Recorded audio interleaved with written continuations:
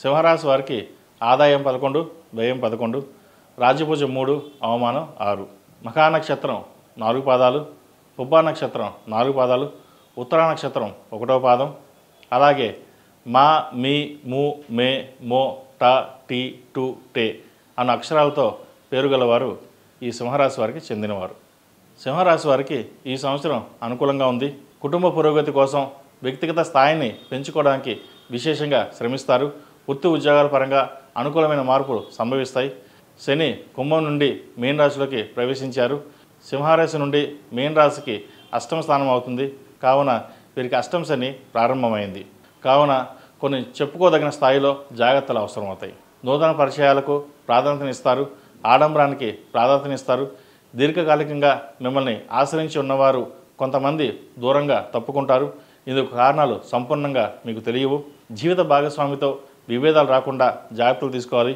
అధిక వ్యయం ధన సూచన కనిపిస్తోంది. అవసరానికి మించి ఖర్చు చేయకుండా ఉండడం మంచిది. అనాలోచిత ఖర్చులు అధిగమించడానికి మీరు చేసే ప్రయత్నాలు అంతగా సఫలీకృతం కావు. ఆరోగ్యపరమైన జాగ్రత్తలు తీసుకోవాలి.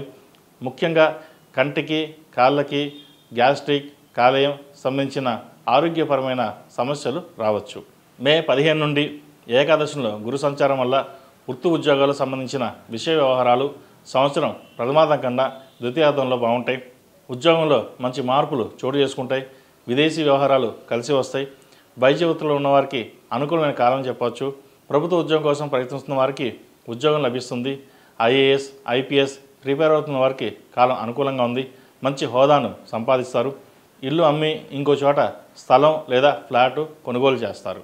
విద్యార్థులకు ఉన్నత విద్యాయోగం ఉంది. ఉద్యోగం, గ్రీన్ కార్డ్ లభిస్తాయి.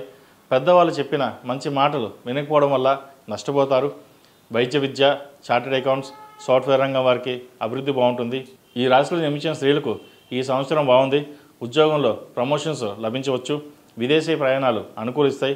వృత్తి ఉద్యోగాల పరంగా ఇబ్బందులు ఎదుర్కొంటున్న వారికి కాస్త ఊరట లభిస్తుంది. భాగస్వామితో విభేదాలు తప్పకపోవచ్చు. జాగ్రత్త వహించండి. సొంత ఇంటి కల నెరవేరుతుంది. అందరూ మిమ్మల్ని టార్గెట్ చేసి ఏదో చేయాలని చూస్తారు. అహంకారం ఎక్కువ, ఎవరిని పట్టించుకోరు అనే పేరు వస్తుంది. ఎవరు ఎన్ని చెప్పినా మీ పని మీరు చేసుకోవడం మంచిది. బంధువులతో కలిసి ఆనందంగా గడుపుతారు. వినోదాల్లో చురుగ్గా పాల్గొంటారు. మొత్తం మీద గత సంవత్సరం కంటే ఈ సంవత్సరం బాగుంటుంది. ఈ రాశివారు కాలభైరవ స్తోత్రం పఠించడం, అఘోర పాశుపత హోమం, సుబ్రహ్మణ్య పాశుపత హోమం చేయిస్తే మంచి ఫలితాలు ఉంటాయి. అలాగే ఏదైనా పని మీద బయటికి వెళ్ళేటప్పుడు గురువారం అడగాని, శుక్రవారం అడగాని వెళ్ళండి. మంచి ఫలితాలు సంప్రాప్తిస్తాయి.